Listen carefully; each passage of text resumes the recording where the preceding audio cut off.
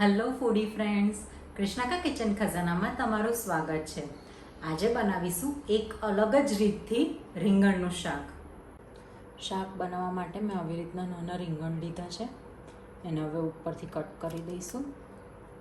આ ખૂબ જ અલગ રીતથી બનતું શાક છે. તમે જે રીતના મેરેજમાં રીંગણનું શાક ખાતા હશો એ જ સેમ ટેસ્ટ તમને ઘરે બનાવી શકશો.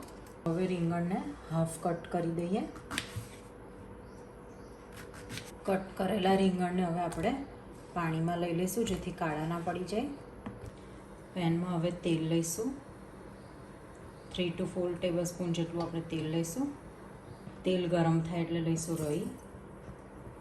રાઈ તતડવા લાગી છે, લઈશું જીરું, હિંગ, હળદર. હવે એડ કરીશું રીંગણ. હલાવી દઈએ.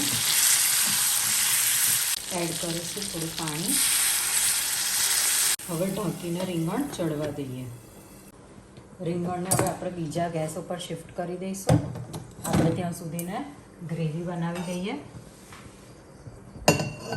શાકની ગ્રેવીમાં આપણે 3 જાતની પેસ્ટ બનાવવાની છે. સૌથી પહેલાં તો મેં અહીંયા 2 ટામેટાં ચોપ કરીને લીધા છે.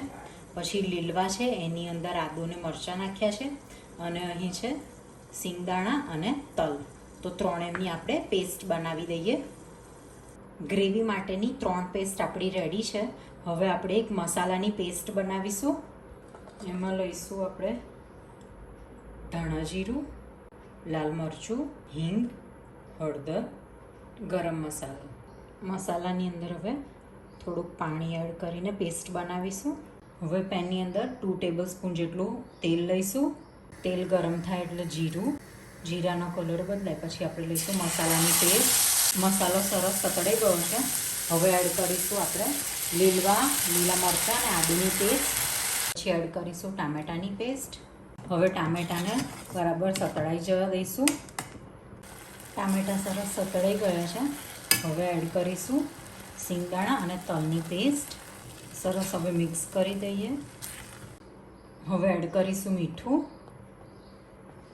જે લોકો રીંગણનું શાક ના ખાતા હોય અને એ લોકોને જો આ શાક ટ્રાય કરાવવામાં આવે તો પણ એ લોકો ખુશીથી આ શાક ખાશે. એટલું ટેસ્ટી શાક રેડી થશે. હવે એડ કરીશું ખાંડ. તમે ગોળ પણ લઈ શકો છો. હવે ગ્રેવીની અંદર રીંગણ આપણા સરસ ચડીને રેડી છે એ એડ કરી દઈશું. સરસ મિક્સ કરી દઈએ. બહુ જ સરસ સુગંધ આવી રહી છે. રીંગણને હવે ગ્રેવી સાથે ઢાંકીને થોડીક વાર ચડવા દઈશું. તેલ સરસ છૂટું પડી ગયું છે. ધાણા એડ કરીએ. હવે આપણે એને સર્વ કરીએ. તો રેડી છે આપણું એકદમ અલગ ટ્રીકથી રીંગણનું શાક, જેને આપણે રોટલી, પરાઠા, રોટલા સાથે ખાઈ શકીએ છીએ.